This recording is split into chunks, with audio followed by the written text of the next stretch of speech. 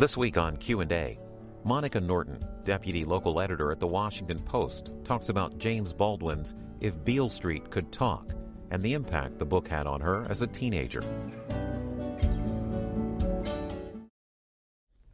Monica Norton of The Washington Post, you wrote a column back in December with the headline, I devoured James Baldwin's, quote, If Beale Street Could Talk when I was 13, it changed my life. Yes. How? Up until then, I was always an avid reader, and I have an older brother and two older sisters who were in college, and so I was reading their books when I was far too young. And we had a wonderful public library in my neighborhood where I spent pretty much every day after school going there and grabbing every book. But there was something about Baldwin that was so raw and so passionate, and I think it also had to do with me being 13, where everything is passionate to you at that point. And here were these two young lovers, and I could really identify with them, and I could identify with the language and the beauty.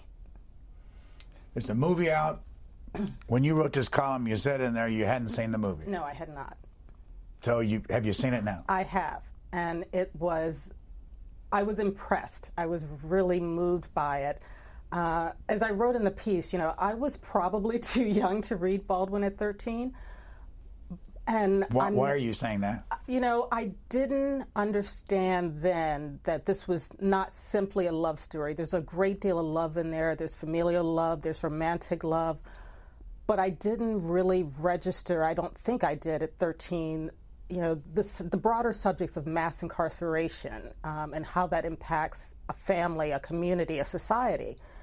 And so when I reread the book in advance of the movie coming out, and it was, it's been a long time since I was 13, so it was a whole different experience. And then seeing it on screen, it was as beautiful as I remember and as heartbreaking as I would subsequently learn after rereading the book as an adult. So, what's the story If Beale Street Could Talk about? I think it's the story of America in a lot of ways, in that you have these two young people who are working class, trying to make a go of it in a society that doesn't often recognize their value. One of the main characters, Fonny, is wrongly charged with rape and incarcerated, and the entire family is working to get him out of jail. And we still see that happening in so many cases today, and what it means to be incarcerated for the entire family and for a society and for a neighborhood. So, I just want to run some video. It's about a minute of James Baldwin. It's back from 1960 in a CBC interview, just so everybody can see him and hear him talk. They got to go to school after Booker T. Washington in 1895, who was the architect, really, of the separate but equal principle, said exactly that education will not make us different. Education will not give us any desire to become equal to you. That in all things social, we can be as separate as the fingers, and all things essential in mutual progress, we can be as one as the hand. Now, this idea was accepted by the nation, not only by the South. But the South refused to provide the Negroes with the kind of educational facilities that the North more or less made available to them. No, this is not true either. I'm afraid that is not the way it happened. That is not the way it happened. What happened is the Negro education really began in the South, and is still very largely located there. There are Negro universities in the South. There are very few Negro universities in the North, because the North is technically not segregated. I think the first thing you notice is smoking. Yes. Everyone smoked then. And the second thing you notice is the word Negro. Yes. When you were growing up, what was that? I grew up, as I said, I have an older brother and two older sisters, and they were in college about the time I was in elementary school. And it was the era of Black is Beautiful. I remember, them playing, a 45, which I'm sure a lot of people don't even know what that is today, but playing James Brown singing, say it loud, I'm black and I'm proud. That was the terminology I grew up with. The exception was that in my parents were a little bit older. Well, they would considered average now, but when I was born, my father was 45, my mother was 36. They were both from South Carolina, very segregated society. My father was born right during the Depression and had really hardships. So I know the evolution of terms that were used to describe black people because he told me them from his own life and what they meant to him and how they impacted him. So, watching that video, you see sort of the evolution of where we are today. But, I was black. And I was, that was the terminology that was used, so. How much of James Baldwin, and he wrote the novel that we're talking about in 1974, yes. That's when it was released. And I've got a whole list. It started in 1948, and his last one, I think, was 1985. How much did you read of him? Oh, as I said, when I devoured that, then I started on my education of James Baldwin. And I think, I'm not certain of the exact order, but I think Another Country was sort of the second book, and in a lot of ways was one of my favorites that I read of his. And Giovanni's Room and his essays, The Fire Next Time, and Go Tell It on the Mountain, I think I read twice. I think one was for an assignment in college, and one was just, again, I wanted to read about this. And just any essay I could find, anything I could find of his. I'm excited now because they're releasing a children's book that he wrote for his, I think it was his nephew, that is going to be released. I don't think it had ever been released before. And I'll grab a copy of that as well. So, what would you say, and you talk about you love words. Yes. What would you say is the theme of Baldwin's writing? I think his writing really does deal with love, whether it's universal love, loving oneself, love between people and society. I really think that is sort of the overarching theme. I think a lot of people probably see him because he was so passionate in fighting for the rights of African Americans that sometimes I think that people mistake that for anger, and I think he was not angry but forceful in his denunciation of racism. And I think, and I don't have a problem with being angry because there are lots of things to be angry about, but I think that it was his passion because of his love for his people that comes across in, all of his interviews and all of his writing. He was born in 1924 and he died in 1987. Yes. What's the story of you going to see him? So in 1987, I had just started working. I was a young reporter for the Evening Sun. In Baltimore.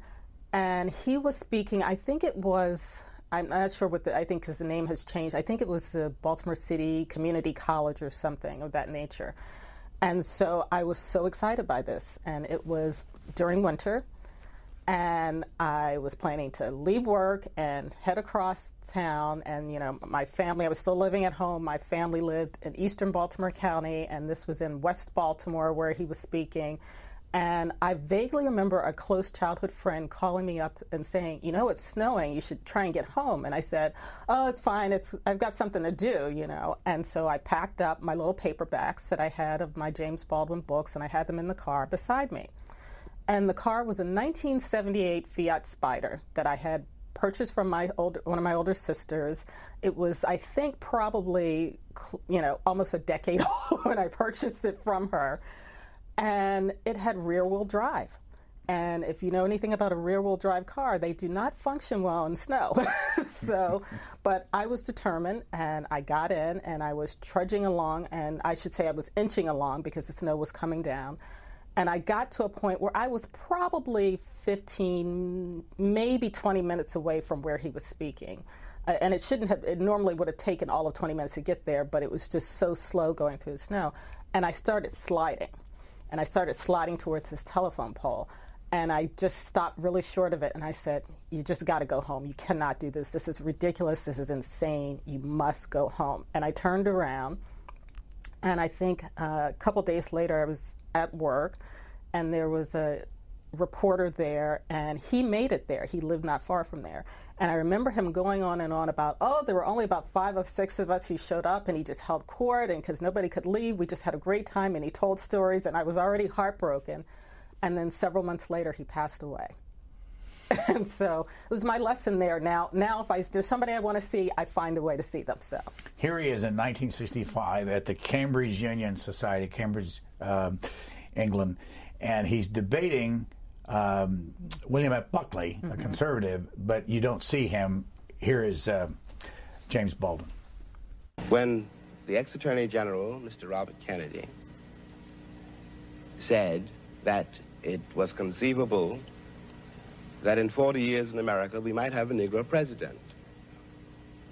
And that sounded like a very emancipated statement, I suppose, to white people. They were not in Harlem when this statement was first heard, and did not hear, and possibly will never hear, the laughter and the bitterness and the scorn with which the statement was greeted. From the point of view of the man in the Harlem barbershop, Bobby Kennedy only got here yesterday. And now he's already on his way to the presidency. We've been here for 400 years, and now he tells us that maybe in 40 years, if you're good, we may let you become president. Bobby Kennedy missed it by a few years, yes. But Barack Obama. What are you seeing there? I see him calling out America for its hypocrisy, and I think that's what he tried to do in a lot of his works, whether it was about sex or race or, how the government functions, I think that's what he was really sort of pointing, like, how absurd is that, 40 years from that point where you have, and it's not as if, there weren't other qualified African Americans before Barack Obama who could have been president. There have always been people who are more than qualified, but the fact is that that wasn't seen as a role for African Americans, and I think he was very pointedly saying, what do you mean by this? So, and I think that shows up in a lot of his work. So, what's your current job? I am the deputy local editor for the Washington Post, so I help supervise our coverage of the region. It's a little bit broader than that now because we cover religion from around the country, everything from, we cover immigration, dealing with around the country, so it's a bit broader, but we cover the region and the world a bit. So you talked about reading him when you were 13 years old. Yes. What evolved in your own head about the whole race issue in your life as you kept reading him and getting older and getting into the work world? I think particularly, as I said, I'm not sure at 13 I was fully aware. I think it was sort of reading him over time that I began to recognize. I think reading him, I saw myself really for the first time. And it wasn't as if I hadn't read other works by black authors, but it was the first time that I really sort of said, I could have been that, 19-year-old Tish. It wasn't, I didn't live in Harlem, I didn't have those sort of circumstances, but I could see myself. And it was the first time I thought about really writing, because I thought this was magnificent writing and that I was there. When he wrote a scene, I was there and I felt their pain and their aggravation and their love and their frustration in their lives. And I thought, this is what I would want to do. And I think by reading him and by reading about black lives that were very similar to mine, that it made me aware of my role in America, writ large, so to speak, and my responsibilities. So. We need to take a look at the trailer for the movie. The movie came out in December, and you wrote about it then, and it's moved through January, February, won some Golden Globe awards, and when this is recorded, the Oscars haven't happened, so who knows by the time this airs. But let's watch a little bit of the trailer so people who have not seen If Beale Street Could Talk will get a little bit of the flavor. Strumming my pain with his fingers. You ready for this? Singing my life with his words. I've never been more ready for anything in my whole life. Killing me softly with his We are drinking to new life. Tish gonna have Fonny's baby. I hope it's a boy. We're gonna have a baby. I'll have you out of here before it is. You sure about that? You're not by yourself. These are our children, and we gotta set them free. Gotta hold our baby in my arms. I'm with you. You trusted love this far.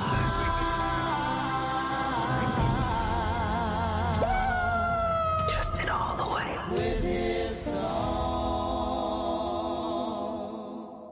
When we see the kids, those are the kids when they were in the bathtub together. But when you saw the movie, how close was it to the novel? Very similar. The ending is different because the book doesn't sort of, I don't want to give anything away for anyone who hasn't seen it, but the book doesn't sort of resolve what happens with Fonnie, and the movie sort of takes it an additional step.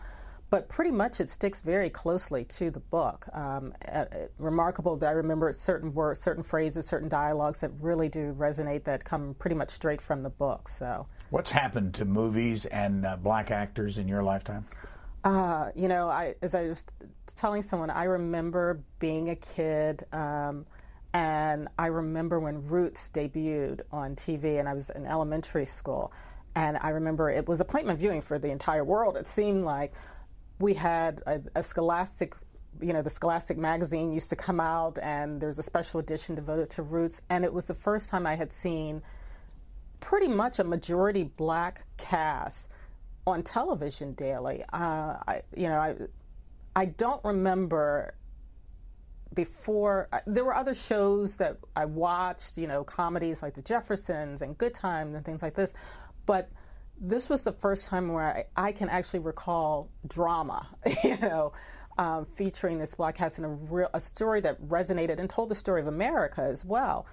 You know, and since then, I remember I was discussing with someone, I was in college, and I remember when Spike Lee's first movie came out and how, you know, we were all so excited by this, and, you know, and then to get to the point where you have what is just, I thought the film, If Beale Street Could Talk, was just visually beautiful.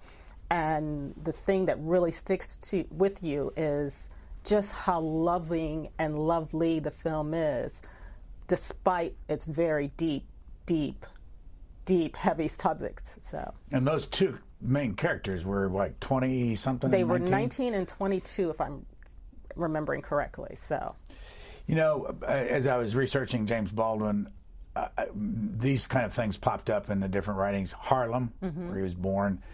Self-hatred, scars of racism, new conscience of the nation on race, homosexuality. Yes. How much of any of that penetrated with you when you were reading him in the early days? In the early days, you know, I was telling someone, you know, I said, it may sound very sheltered, but I said it wasn't until I was in college. I think I read Another Country when I was about 15 or 16, and it wasn't until I was in college where I was reflecting back on it, and I was like, those characters were gay. It, you know, it didn't really resonate at that point. It was just another love story and friction and tension in the book. It didn't seem to really resonate that these were about two men, you know. It wasn't until I was much older that sort of registered. You know, I think race was always there, and particularly with Go Tell It on the Mountain, because it took place in a church, and I grew up in a black church, and so I could see all of that. And, you know, I didn't grow up in Harlem, but I grew up in a majority black neighborhood, so these were things and places that were really reflective of what I was seeing around me in a lot of ways. What was your neighborhood? I grew up in a neighborhood called Turner Station. It's in Baltimore County, in eastern Baltimore County. And I'm almost probably 100% black when I was growing up. I think it's a little bit, has changed since then.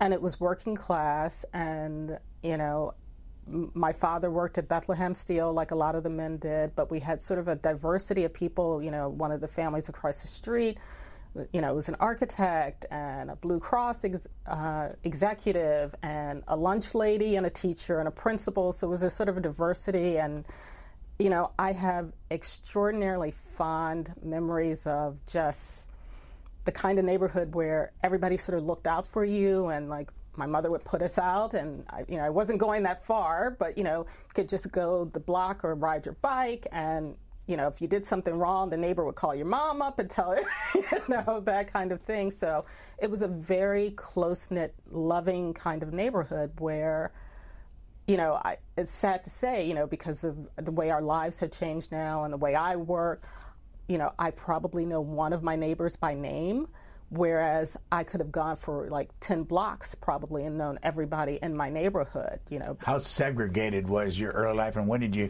have contact with white people? From elementary school on, in the sense that my neighborhood was all black.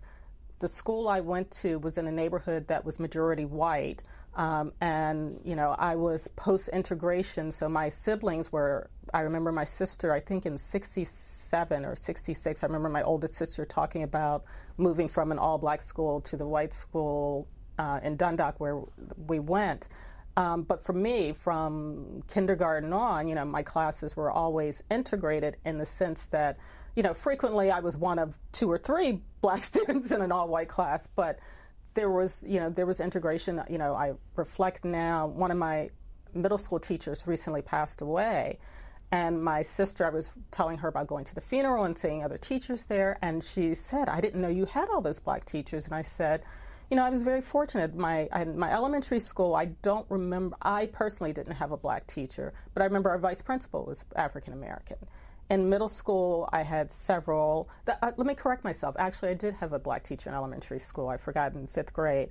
In middle school, I had a few more. You know, so there were people there who looked like me and who were looking out for students there. My school was probably 65 to 70% majority white, I'm guessing, in that era. But you know, we sort of grew up together. So here's more James Baldwin. This is from 1960. Now, he went to France in 48. Yes. He died in France. Yes. Lived most of his life in France. Mm-hmm. Before I go to this, what do you think of that? He left this country. Well, he romanticized France for me. So, in the sense that I had grown up, you know, reading about the Harlem Renaissance and, you know, Langston Hughes and James Baldwin and Richard Wright and, you know, their travels around the world and going to France. And I remember, I have a vague recollection, and I'm going to get the quote right, and it may be in the clip, about him saying that, you know, he needed to leave America because he felt like he couldn't be himself. He was suffocating. He had to get away. And I'm sure in that era, I completely understand that, where you're in such a segregated society, and, you know, even though we're sort of moving towards 2 separate societies again, it's not nearly as heinous as it was then for him. You know, I'm not going to use the clip I was going to because it fits our conversation. I'm going to go to 1986. He died the next year. But he spoke at the National Press Club, and James Baldwin was talking about why he moved to France. Let's watch this. I went to France in 1948 when I was quite young. I went there with $40, no French, no one-way ticket. Or in other words, I was getting out of here. I didn't so much go to Paris as leave New York. And the reason I left New York was because I knew that one fine Tuesday, somebody was going to call me nigger just once too often, and somebody was going to die, and I didn't care which one of us it was. So I split. I didn't know what was going to happen to me in Paris, but I knew what was going to happen to me here. Did you ever feel this way? Not that I wanted to leave America, but, you know, and looking at that, it made me think of my father and my parents. You know, they were part of the Great Migration. You know, they left South Carolina in the late 50s. And recently I was talking to an older cousin of mine who said, you know, my grandfather was sort of the one who pushed my father to leave. His older brother had come, didn't like it. His sister, one of his sisters, had moved to New York and then came back. And my grandfather, who died, I think, when I was an infant or so, according to my cousins, sort of told my father, you have to leave here. There's nothing here for you in this small town in South Carolina. And my father, who was, you know, remarkably, a remarkable gentleman, I remember him telling me really heinous tales without any sort of hint of anger. He was sort of always proud at how far African Americans had come in this country. But knowing what he endured in the South, I suspect he sort of felt a lot like that Baldwin did, that he had to leave South Carolina and come north to seek something better for his own safety, for his children, etc. You know, I've never felt the need to flee America other than for, you know, vacations and just to see the world. Vacation to yes. Have you been to Paris? Yes, I've actually been a couple of times. And it's funny, one one trip I wanted to do this tour to see where Baldwin lived, and I never got a chance to do it. And after I wrote the piece, I got a very lovely note from a gentleman who had written a piece for The New Yorker, I think back in the 80s, just before Baldwin died. He spent some time with Baldwin at his house in New York, in Paris, and he was describing it to me, and he sent me the link to it was the New York Book of Review, that's what it was. And, he said, if you're ever in Paris, and I said, be careful, I want to show up on your doorstep there. But I have, as I tell people, I feel very strongly that I am America. It's like, this is a nation of people from all around the world who came here to bring, whether they came here willingly or unwillingly, but who created this country. And I frequently reflect on Langston Hughes' poem, I Too Sing America, and that's how I feel very strongly about that. I can't imagine fleeing, but one never says no, never, so. One of the reasons that, when I read your column was interesting is this whole idea of books and the printed word. Yes. Who got you interested? I've always read. I don't remember a time not reading. I remember my Dr. Seuss alphabet book. I think part of it was my parents didn't have the same opportunities for education that I did. My father had to quit school when he was in the 6th grade to go to work. My mother, she managed to got through high school, but, she soon married my father when she was 19. So they didn't have the same opportunities for higher education, but they were always avid readers in the sense that my mother read the newspaper from cover to cover every day, and growing up we got 3 newspapers in the household. I remember my father going off to work at Bethesda with like a paperback in his back pocket or something as he was catching the bus, and he was a huge proponent of encyclopedias, so he always made sure we had encyclopedias in the house. And his whole thing was I could not say I was bored. He was like, I bought you a set of encyclopedias, have you read them all? And because my siblings were in college, I was grabbing their books when they weren't looking, and when they moved out of the house, I was about 10, and so their books were there, and I would frequently just go and grab them. And as I said, we had this public library that was, in my mind, it was huge, and I realize now it was probably very small, but it was about maybe 3 blocks from my household. And I spent a lot of time just going there. I think pretty much every day when I was in elementary school, just getting off the bus and going straight to the library. And we had a wonderful librarian, Mrs. Hunt, who would sometimes just have books waiting for me, or I would just go through and pull things off. So I don't remember a time not reading. Here is James Baldwin in 1968, as I was starting earlier, with Yale professor Paul Weiss, and they're discussing, arguing. All this emphasis upon black man and white does emphasize something which is here, but it emphasizes it or perhaps exaggerates it, and therefore makes us put people together in groups which they ought not to be in. I have more in common with a black scholar than I have with a white man who's against scholarship. And you have more in common with a white author than you have with someone who's against all literature. So why must we always concentrate on color or on religion or this? There are other ways of connecting men. I'll tell you this. When I left this country in 1948, I left this country for one reason only, one reason. I didn't care where I went. I might have gone to Hong Kong, I might have gone to Timbuktu. I ended up in Paris, on the streets of Paris, with $40 in my pocket on the theory that nothing worse could happen to me there than had already happened to me here. You talk about making it as a writer by yourself. You had to be able then to turn off all the antenna with which you live, because once you turn your back on this society, you may die. Reaction? I think it's a nice sort of dream that we cannot see. People want to talk about a colorblind society, but I don't think it's a reality. I think we've proven that. I think that we all make assumptions based on color and gender and sexuality and all of those things. And I think that's what Baldwin was alluding to. It's like, it doesn't matter whether or not I have 16 degrees or I am, undereducated. The first thing someone sees about me is that I'm a black woman, and they're going to make an assumption based on whatever stereotypes they've grown up with, whether those stereotypes are real or not real. So it doesn't matter, whether, he says he might have more in common with an author. Yes, I have more in common with an author, but if I'm, in an area of this country where there aren't a lot of black people, they're going to see me first and foremost as a black woman and not as a journalist of the Washington Post, and it won't matter one way or the other. What's an awkward moment you can remember in your life where you said, the only thing they're looking at right now is my skin is black? It's more of the sense that, there were multiple episodes in the sense that I can remember being in school in both high school and college, and, if I got an A and someone say, oh, it's like as if there was a surprise or a shock there, or, this sort of microaggressions of you speak so well, as if I wouldn't, and I recall, I always tell people, I recall an incident of when I was in college. I took a women's studies class, and there was a young black woman in the class with me. I think we were probably the only two black women in the class, and she grew up in Rhode Island, not around a lot of black people, and she really, I always used to say I was like her educator to the black world in one sense.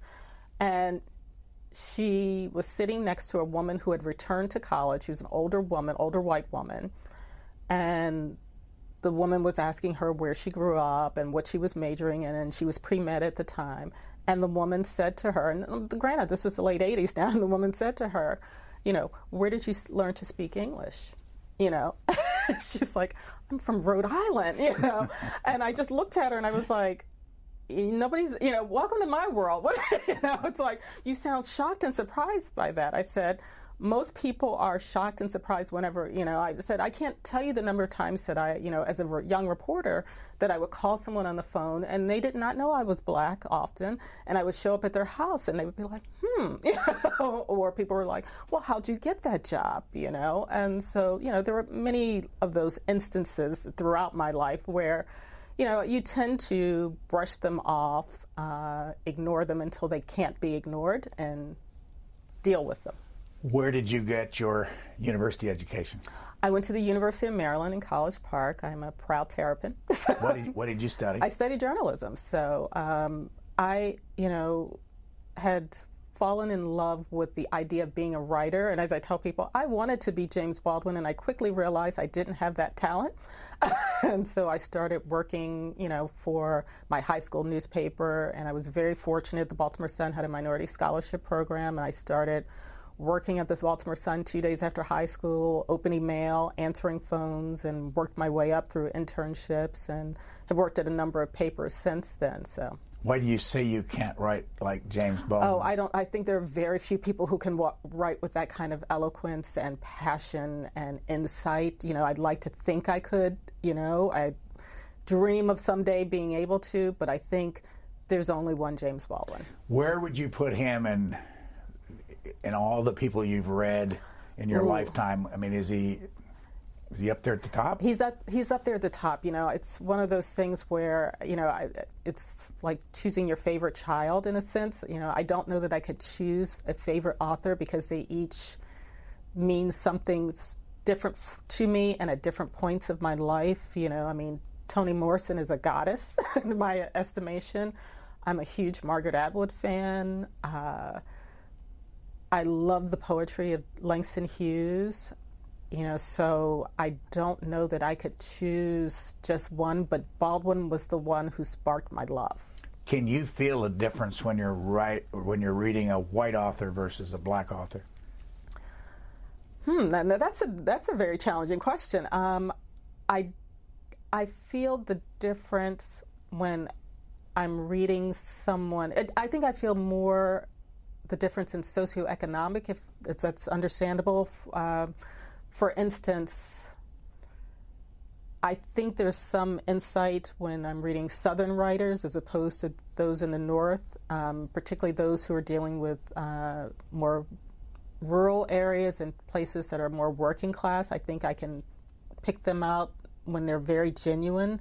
I do think there's a difference, and maybe that's just cultural and what I'm seeing. I can remember when Angelus Ashes came out, and I was reading it I was living in New York at the time, and I was reading it with my book club there, and it was majority white, And, you know, people were sort of shocked by that kind of poverty. And I kept thinking, this is the same thing my ancestors dealt with for, you know, this is what, I remember my father talking about putting the Sears catalog on the wall to keep the air out, you know, and getting an orange and a sweet potato for Christmas, you know. That wasn't foreign to me. So I think there's some cultural differences there, so. Here's James Baldwin on the way white people view black people and in turn the world. This was, again, from the press club speech, right? It wasn't that far away from when he died. What we call the white American has created only the nigger he wants to see. The reason that's important and terrifying and corrupts the youth from here is because when this same white man looks around the world, he sees only the nigger he wants to see. And that is mortally dangerous for the future of this country, for our present fortunes.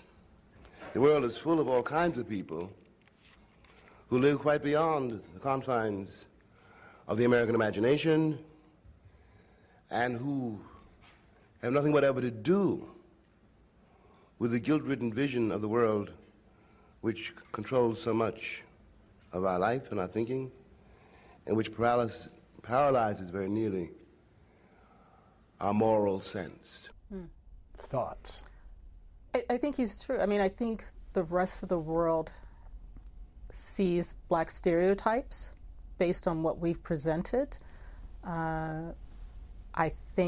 I remember years ago reading a story about Cubans in Miami, and an Afro-Cuban saying he didn't realize he was black until he came to the United States. Now, I've been to Cuba. I don't think that's necessarily 100% true, in that I do think, in talking to some Cubans when I was there, you know, they do see color and there is a sort of hierarchy there. But I do think people base their assumptions based on the stereotypes that America has created.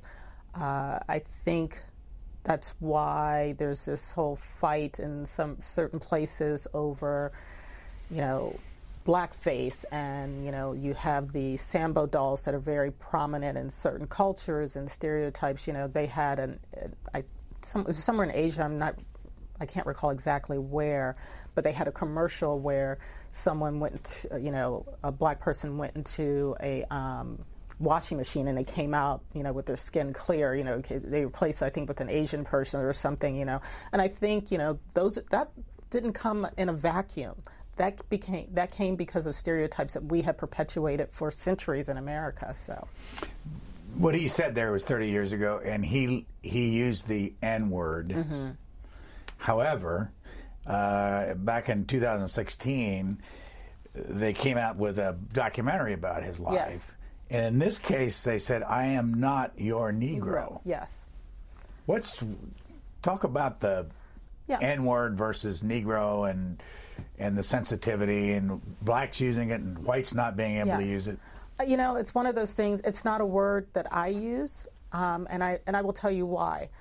My father used to tell this story, and it used to anger me whenever he told it.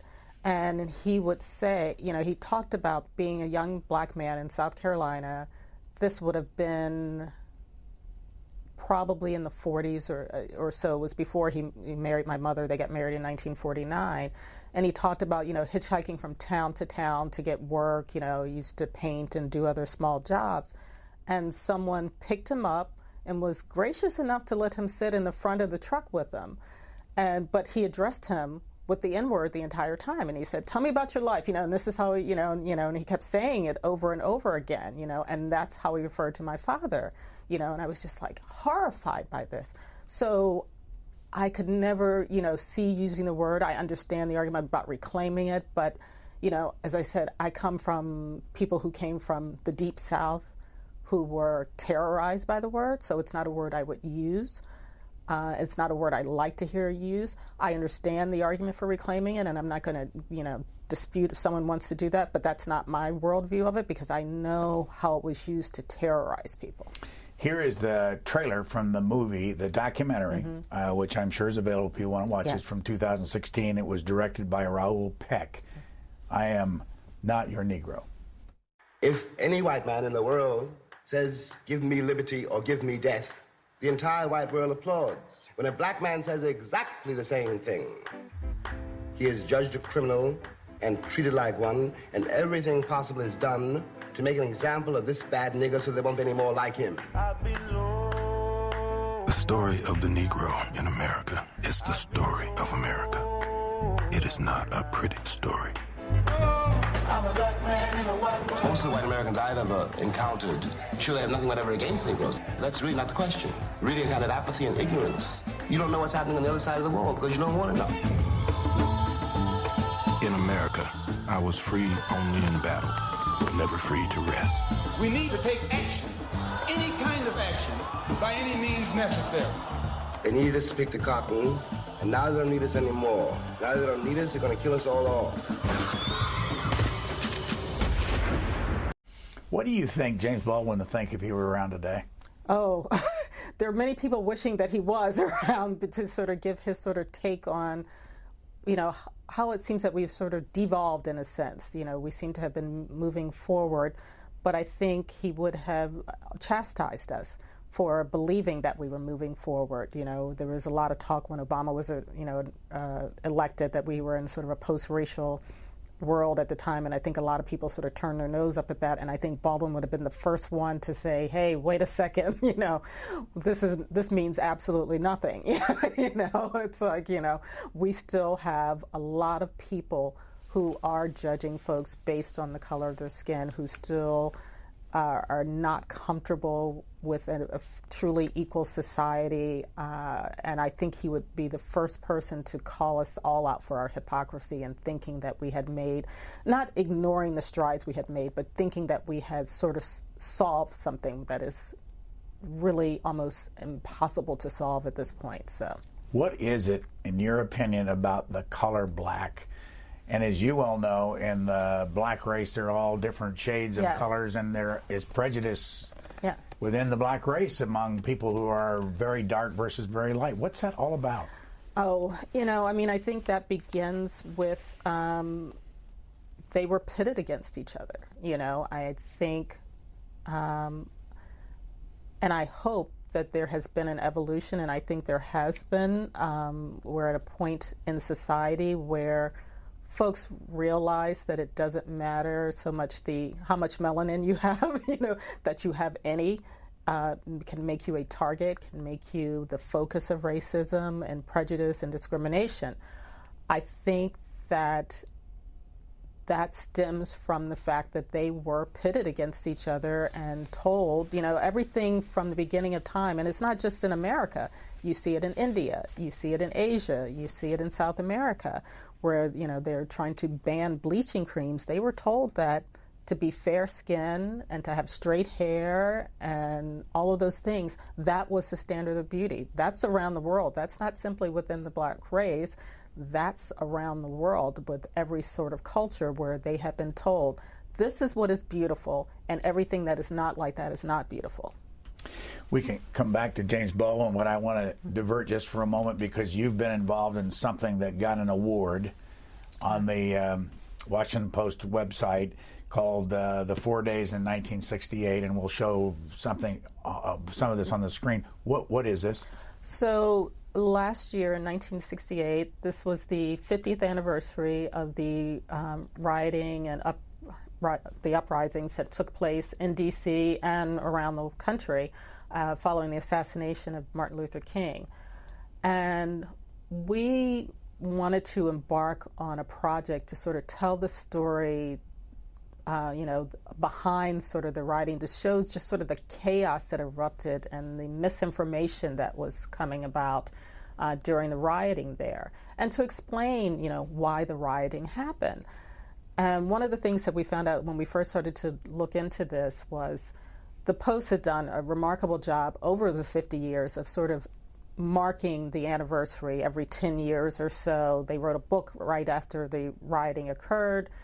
You know, we did anniversaries on the 10th, the 20th, the 25th, the 30th, 40th, and we had interviewed a number of people. And so one of the things that we really wanted to do this year, since it was the 50th anniversary, and recognizing that DC is a totally different place than it was then. You know, it was majority black then, you know, and it is now, you know, just about split evenly, you know, and there are a lot of people who live in the U Street corridor where some of the rioting happened who, A, weren't born and know nothing of the history there. And we wanted to explain to people, this place that you're walking by now, this is what happened and this is why it happened. And so we were very fortunate in that when we started this project, we were contacted by a professor at Brandeis, Dan Kreider, whose students had FOIA'd a lot of the information that we were FOIAing, and they had documented all of the places where they received calls. Now, not all of those calls were accurate. A lot of it was just, as you know, in the midst of a big news event,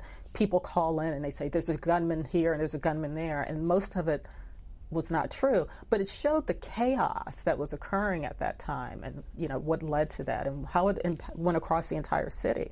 When I came to town, there were 800,000 people in the district. It slid all the way down to 550. Yes. It's now back up to around 700,000. Yes. But it's changed. Yes. It's much younger, it's much whiter, and wealthier for a certain segment of the population. Other folks have been pushed aside and pushed out because of the rising costs, and there's a tremendous amount of economic inequality. And one of the things we wanted to show is that the disparities that existed in 1968 exist today. There's still a huge gulf in the district in terms of economic disparity. And it's sort of, you know, one of the questions I had asked when we first started this, like, was, could that rioting happen again? Because the same sort of problems that existed in 68 exist now. And there's a tremendous amount of frustration among the people who have lived here for generations, and all of a sudden they can't afford the home that their parents or grandparents owned. And they're being pushed out and pushed away, you know. And I remember a few years ago we did a story about a woman. She had a hair salon on Rhode Island Avenue, and she put up a sign as she was closing, forced out because of gentrification. You know, there's a lot of tension, and I said, I don't think that that same kind of rioting could occur again, but I know that the underlying tension still exists. So.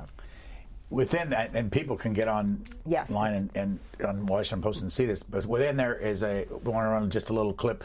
Clint Hill, the famous Secret Service agent, talks in your presentation about what it was like with Lyndon Johnson back during the '68 riots. And so the president then said, well, look, I want to see how much damage the rioters have done in the city of Washington. And the best place to do that's from the air. And so we arranged for him to fly on General Westmoreland's helicopter over the city. I was on the helicopter with him, and it was quite a sight to behold. It was unbelievable that a major portion of the city had actually burned. And it's something I'll never forget. As you know, this happened after Martin Luther King was assassinated. Did this work in any way, the rioting and the looting? Well, you know, one of the things, you know, I tell people, often when riots occur, people say, why would they do this to their own neighborhood? And I always tell people, it's not their own neighborhood.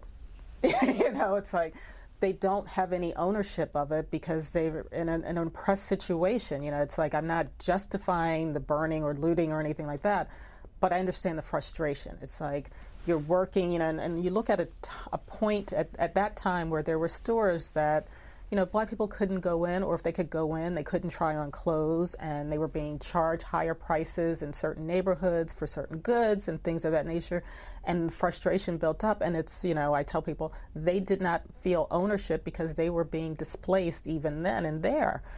I don't know that it worked in terms of, you know, if you're looking at it in that sense, except that it brought attention to the plight of the inner cities, and you got the reports that came out and showed just how unequal the school systems were, just how, you know, severe the housing crisis was, you know, what kind of conditions people were living in. It brought attention to just how impoverished in both physical and emotional levels that people were living in. So, what are the different organizations that you work for You said you worked for the Baltimore Sun. I worked for the Baltimore Evening Sun. I then worked for Gannett Newspapers up in Westchester County, New York, and I worked for Newsday on Long Island, so before I came to the Post. How did you get your job at the Post?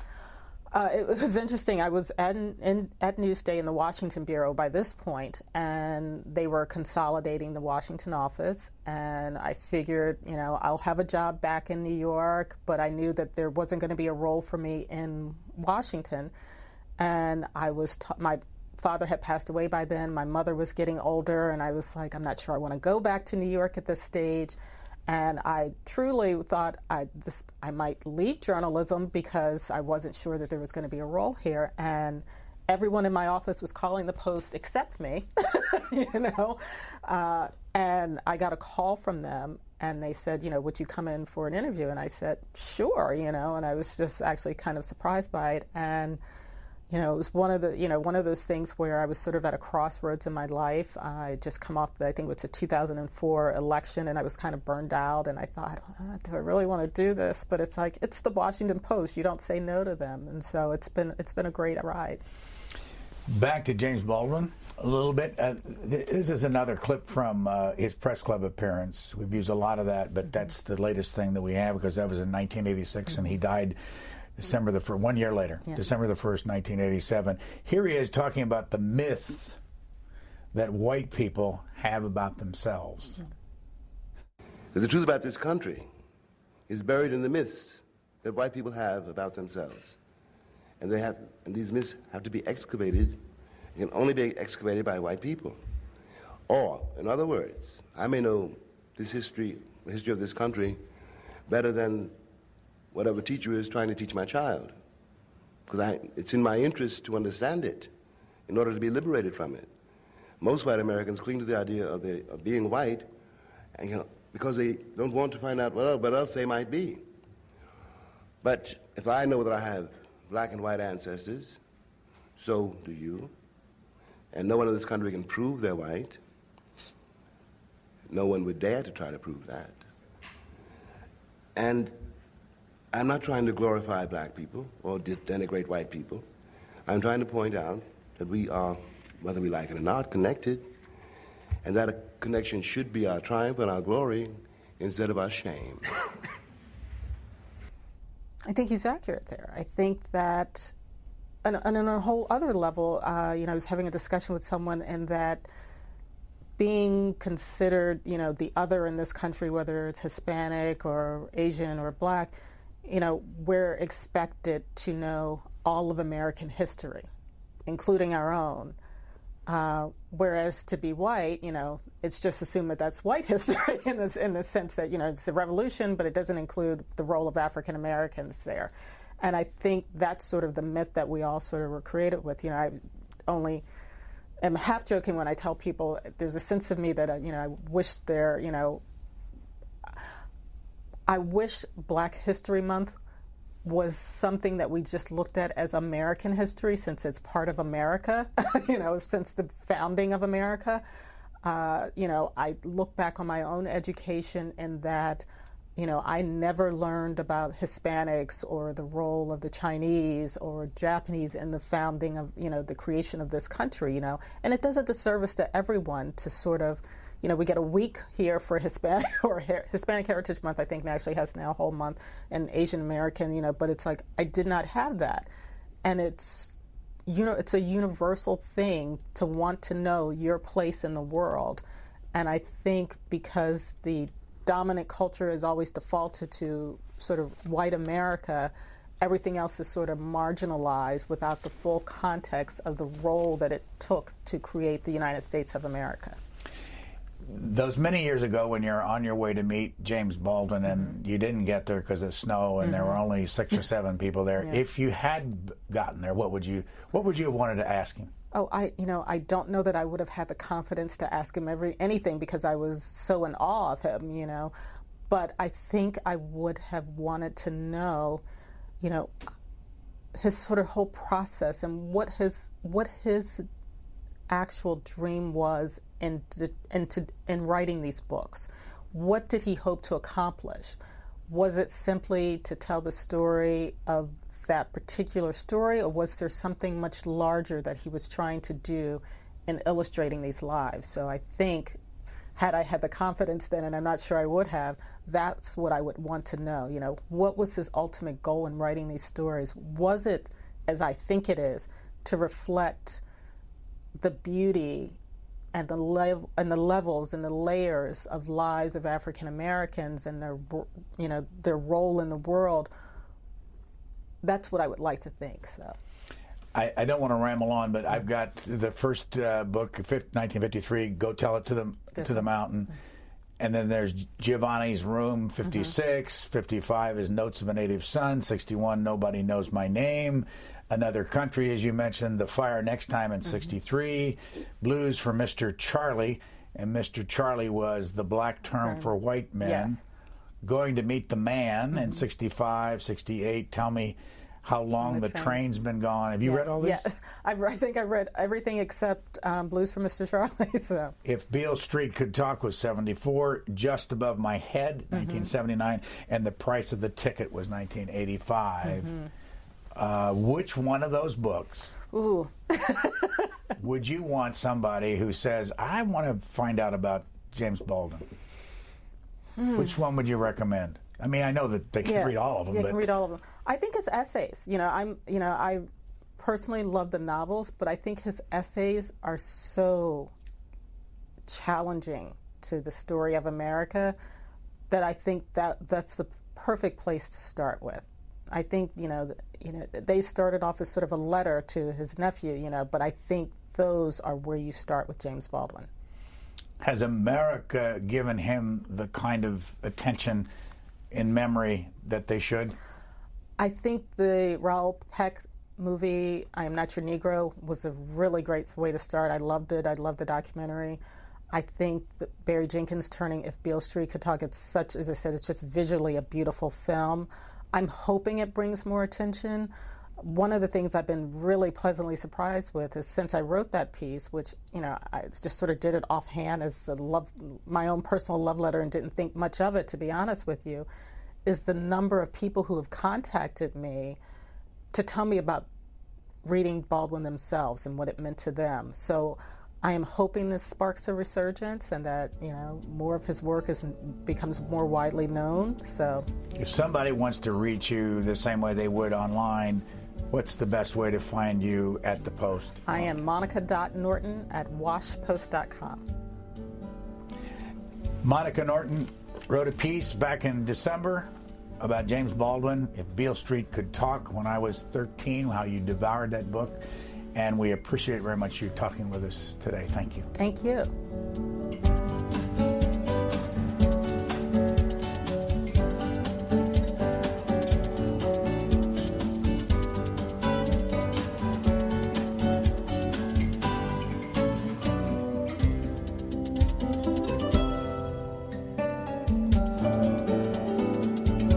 For free transcripts or to give us your comments about this program, visit us at Q&A.org. Q&A programs are also available as C-SPAN podcasts.